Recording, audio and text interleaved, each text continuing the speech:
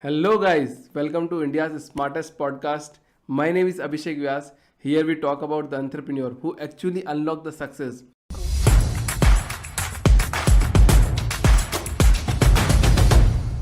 So today we have a one of the co-founder of Fablesquare.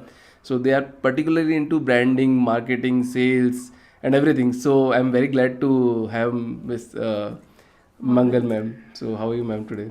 I'm fine, thank you. Okay, And so- I'm so happy to be here with you. Thank you so much, ma'am. Thank you. So I would like to understand, you are a woman entrepreneur. So in India, there is only less than 0.5% woman entrepreneur. Now, how you became into entrepreneurship? As I like to call myself, I'm an accidental entrepreneur. Oh, I never, accidental. I never Okay. dreamt that I'll be an Okay. entrepreneur. Okay. I was working as a professional. I've worked for more than 30 years as a professional. 30 years. Yes. It's a very big time, ma'am. Yes. 30, how you can work for 30 years? I mean, it's like how we are born and how we grow up, right? We don't know. It's effortless Actually, in that it's a sense. very motivational thing for us for to stay for 30 years and working for 30 years for somebody, and after that you started your own. Yeah, so I started my career in 1985 as a software professional, as a software developer. We were called programmers then. I started, my first job was in Manipal Hospital at Manipal, Udupi, and my journey went on. And somewhere in 2015, when I was head of marketing for Tally Solutions, one of the well known software brands in India, at one point I wanted to quit. And I thought, I'd done most of the things I needed to do. Both my kids were educated. We were kind of settled, though in life there's no such thing as settling. And I wanted to quit. And I quit. But then I'm a kind of a person who cannot sit without doing something. So that's how I started consulting in the marketing space, something that I had done for nearly 20 years. And my husband cautioned me, you're somebody who gets stressed and entrepreneurship may not be for you. So I started as a consultant, and that's why I said I'm an accidental entrepreneur. Realized that consulting wasn't adequate, and I moved to execution, and that's when my son, who was working in HP, he quit and joined me. My elder Okay, son. he could Yeah. join you. Yeah. Okay. That was somewhere in November of 2015, and subsequently 1.5 years or 2 years down the line, my younger son also joined me. This is in Fablesquare itself? Or? Yes. Okay, Yes. great. I mean, we had started the entity as something else. We called it Anecdote, and then due to some nomenclature issues, we had to rebrand ourselves. Okay. So Fablesquare was started or incorporated in 2016, October 2016. Yeah. How you started, what was the thought behind it? Are you solving any kind of problem, or you are already expertise into that? Why you being into that particular business? We started basically because we believed we had acquired some skills over the years, and we wanted to help other entrepreneurs grow. Right? I believe strongly in storytelling, and stories actually amplify, or they get disseminated easily, because we all as children love listening to stories, right? So as human beings, we always love to listen to stories. So that's why we called our company Fablesquare. Okay, Right? Fable to the power of two, amplifying stories. Or you can even think of it as the village squares where people used to gather and stories were exchanged. So even that. So being a life coach or like a storyteller, how was the experience? If you can tell Being an one entrepreneur? yeah. So like I said, I started as a consultant. I wasn't sure that I wanted to build a team or do it as a regular business. I wanted to keep myself engaged, work with others. I'm a people's person, so that was the intention with which I started. And knowingly or unknowingly, we built a team, and we are today. How big is your team now? Currently, we are about 11. 11 members. Yeah. Okay, great. But we were more during COVID. The team size reduced. We are adding more people to the team right now. So being a woman entrepreneur, I just want to understand. I think you should get you have some difficulties, or not. It's a difficult question to answer, honestly. I never looked at anything that I'm a woman, so something should be different, right? Let me tell you a little about myself. I'm sorry if I'm Absolutely. No, digressing. absolutely, yeah, you can. So I was born in a small town called Mulki. Where It's it on the is coast of Karnataka. It's right midway between Mangalore and Udupi. It's on that coastal belt of Karnataka. Like I said, I was 85 if I started my career. I was born much before that, right? So, born and raised in a small family, middle class family. My dad's name was Karnad Divakar Rao, and my mother's Shanta Karnad. I had one brother, Pradeep Karnad. So we were a small little nuclear family, yeah. And at no point in time was I ever told, "You're a girl, so don't do this. Okay. You're a girl, don't do that." Okay, I so never that is was. from that point of view you are coming, Yes. like it's not told you In a to your small yeah, town, small right? town, In a yeah. small town of Karnataka. So it is appreciable And- for your father mother, like they have done it. So that's why Absolutely. you are here today, I guess. I guess. Yeah. And for whatever reason, most of my brother's friends were my friends. In the bunch of kids that we used to play together, I was probably the third youngest. There were two people younger to me. They were siblings, Indira and Rajendra, right? So we were a bunch of people. So if I am to tell you, I was in all the games that they played. But like they say in Kannada, "Atakuntu lekka killa." That means they'll make you run. If you're talking about a game of cricket, you're playing there. But what are you doing? You may be given the chance to bat, but you're mostly fielding, Right. right? Nobody else wants to run. So Right, absolutely. So Even that's how. for Yeah, me, same. I remember competing with kids much older than me. Probably that is what made me stronger. I remember a time when we were playing hide and seek. I climbed a jackfruit tree. Okay. I climbed the tree at the beginning of the game, and only at the end of the game, fag end of the game, I could get down because I couldn't get down on my own. So I needed a ladder to climb down. So by the time the game was over, I had the courage to say, "Okay, I'm stuck here, help me." So I played mostly with older kids, and that could be one of the reasons for my resilience, my strength, and that's how I never was told, "You're a girl, don't do something." So in my all videos, like I always say about this kind of thing, this is actually true. You have said it. Okay, so whatever we are doing today, that is because of our past. So what we got it from our parents, like it can be fear, it can be motivation, whatever we are getting from our parents or from our surroundings, we are here today right now. Absolutely. So, You've heard of yeah. the deaf and dumb frog? Yeah, absolutely. Have So, you? yeah, right. So there was a frog who was trying to climb there was a contest, right? Yes, right. And frogs were asked to climb a pole. Most of them fell off because they were saying, if frogs never climb a pole, right? But there was one frog, little frog, who kept climbing, and he won the contest. And then somebody asked him, "How did you do it?" This frog kept walking. That's when they realized he was deaf and That's right. he Yeah, couldn't so hear what he the could, others were right. saying. So probably yes. There is one more story is there. There were two brothers. Okay, and one is very it's 2-3 year old, 2-3 year, and one was 6 and 7 year old brother. So they were in forest, and there was one well. So he just down he was into this well. Okay, so he was trying to get it up, and he was just trying, but one brother was very small. What he did, he just took a rope and he just climbed it from his willpower. So when he went again to the house and everybody was there, so he was saying ki acha, he just helped his big brother. So he told why. So one saint will come and he say, because nobody was here to tell him ki you cannot do it. Do this, yes. Yeah, That's why true. he done it. Yeah, So true. that is the main important from our surrounding, what we have heard, what we have listened. So that's actually matter. So now come to the Fablesquare. Like what kind of branding, ma'am, you do, and like what is the branding, marketing, and The these kind of services stuff, yeah. what we provide, we are a full service marketing agency.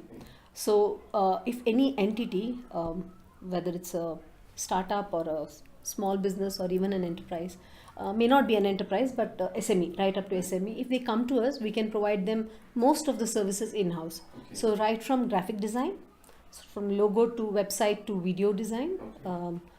content creation, and digital marketing. Okay, We can digital provide the entire services under one roof. So I just want to understand two things. What is the branding and what is the marketing? Because these are, from my point of view, these two are different things. They're kind of the same thing, Okay. right? Brand is nothing but the image you leave in other people's minds, right? Right. Who was that guy who said brand is something what people say when you're not there in the seat? Right. I can't remember the exact quote, Okay. but it's the impression you leave in people's minds, right? So what is a brand? A logo is something that reminds us about the for example, Starbucks. The moment you see the logo, you remember Starbucks Absolutely and probably the experience, right?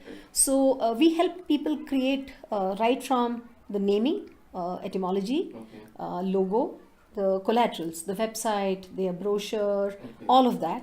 And then to spread the word about them, the digital marketing, the content creation, all of that. So offline marketing, or you also do, or like what? At one point we used to. Right now we are focused more on digital. Okay. More on digital. Okay, great. So being a life coach, like what do you say? What do you want to say to new entrepreneur who's coming to the market and they actually want to start? One thing you told about ki you just want to do. You can't sit idly. What is the thing inside you that not sit you idly actually? What is the thing? I want to understand actually. I would love to have answered that. I have a lot of energy. Yeah. I do not like to. Okay. Let me give it to you this way. When you're an entrepreneur, you can't pass the buck to anyone, right? You need to solve. If there is an issue or a problem, you need to solve it because there's no one else you can go to, right? Your co-founders, you can ask them to support you, but you don't have a boss to run to say, hey, I don't know how to do this, so help me do it, right? So I think that requires resilience, the ability to learn, the ability to try repeatedly. Even if you fail, the ability to try repeatedly, right? And you need to have a passion to do something that you have set out to do. Right. So that means this is the problem solving actually. So you are To a a large problem extent, yes. large extent, like 80% is the problem solving. So you are, I think I can say you are a problem solver lover. Like if problem is there, you want to solve it quickly by your own, right? Yes, I guess so. Okay. Yeah, because basically when you even in your career, if you were the kind of person who waited for somebody to say, this needs to be solved, correct? But if you were somebody who was self-motivated or your motivation was intrinsic, then you don't need somebody to say, hey, look, this is a problem to be solved, correct? So let me tell you one small incident. While this was way back in 2006 or 2007, I used to work for a company called Tally Solutions. Tally In Solution, we 2008. know, yeah, it's a well-known company. Yeah. Correct. So I was actually in the sales profile at that Okay, point. sales in time. profile, yeah. So I moved from software development, public sector. I'll tell you a little more later. So I was in sales department, or I was handling or working with the Tally's partners, and there was a need for somebody to take over the PR function. PR is very powerful, right? It's a very powerful branding tool. Absolutely. And there was nobody in the marketing team who wanted to take it up. So my ex-boss asked me, would you like to take it up? And that's how I took it. Now PR is, for a salesperson, you know the importance of PR, but you may or may not have done it. So in that sense, my marketing journey started somewhere in 2007 or 2008. Right? Prior to that, I was in sales. So we had an agency, but see, if you completely depend on agency, it doesn't make sense. I am today an agency. I'm still saying this. What I realized was, in my network, I had quite a few media people. The then editor of Deccan Herald was a friend. His wife used to work for Indian Express. So I just went through my network, and for the first ever press conference, there were 4 or 5 media people who came from my network, though the agency had called a few people. So you have to be a self-starter. You can't say, okay, I have an agency, they're going to do it. No, they will not do it. It is always a collaborative effort. Absolutely. So that's how, I had to learn about PR, I had to learn about marketing. The ability to learn a skill and get better at it is what is required, I think, as an entrepreneur or even as a professional. Absolutely. So this is the main thing actually. I think it is one of the crucial elements to be an entrepreneur. If you are not solving a problem your own, you cannot do anything. If you got a funds and everything, but if you are not a problem solver, if you are not able to sell the concept and you are not able to fulfill it, then you're not able to create a business out of it, right? A customer is not willing to pay for it. Right? Let me ask you, how old is the concept of influencer marketing? It's only 2-year-old actually. No, it's more than that. It's more than that, but actually in India, if you say on a scale side, it's coming in 2019. Correct. Yeah, right? Before that it was there. Yeah, there are different names for it, right? Evangelism, influencer absolutely. marketing, Right, etc., right, etc. right. but it became popular in the last 3-4 years. Yeah, in correct? only 3 years, right? For example, Microsoft has a program called MVPs, Microsoft Valued Professionals. That's a form of evangelism and influencer marketing, right? But it became very popular and people started using the term or used the services very effectively only in the last 3-4 years. Correct? Now, if you had said, I don't know what's evangelism or influencer marketing, you won't be running such a successful business, right? So you learned a skill and then made it work. Yeah, absolutely. You have to learn the skills, and after that, you have to solve the problem. What people are facing, like how many people are there, and what they're actually facing. How you can solve them. This, for even from the brand side, if there is a large number of side, and there is a influencer large number of side. What you Correct. can How solve. can you collaborate? Yeah, right. So that's a business model you picked up. Yeah, right. So that I think is crucial for an entrepreneur. The ability to find a need and fulfill that. One last question, ma'am, for today's podcast. What you thought about the Shark Tank India? Oh, I don't have an opinion on that. So you watched on that? I have watched one or two, but I don't really have a. Are you looking for a funding or for your company, or you are a self-sustainable business? We are bootstrapped, Okay. completely bootstrapped. Completely. We have chosen not to seek funding. Okay. We have chosen not to. But probably at this point in time, we are in a place where we could infuse some funds. One We could. last very crucial question: if you were in your 20s today, what thing you can start, or what thing you want to learn that time? So people those who are in their 20s, they can think about it. What kind of thing you want to, what you want actually that time? I think this is something I followed from those days. I'll tell you another small story, if you have the time. for Yeah, it. absolutely. So I think I was about 1972. So I was about 8 years old when the sky literally fell on our heads, on my family's heads. This was the year when the Indira Gandhi government introduced so-called Land Reforms Act. Okay, I don't know whom she reformed, but it was like a blow to my family. We were landowners. We had massive properties, and we were so-called jamindars or landowners, right? So we lived on the gains or from the revenue from the lands, and the people used to till the land. They used to give us the revenue, right? So they used to keep a portion and used to give. So her Land Reforms Act meant that the tillers got to keep the land. So we landowners became paupers overnight, right? My dad was in his early 50s.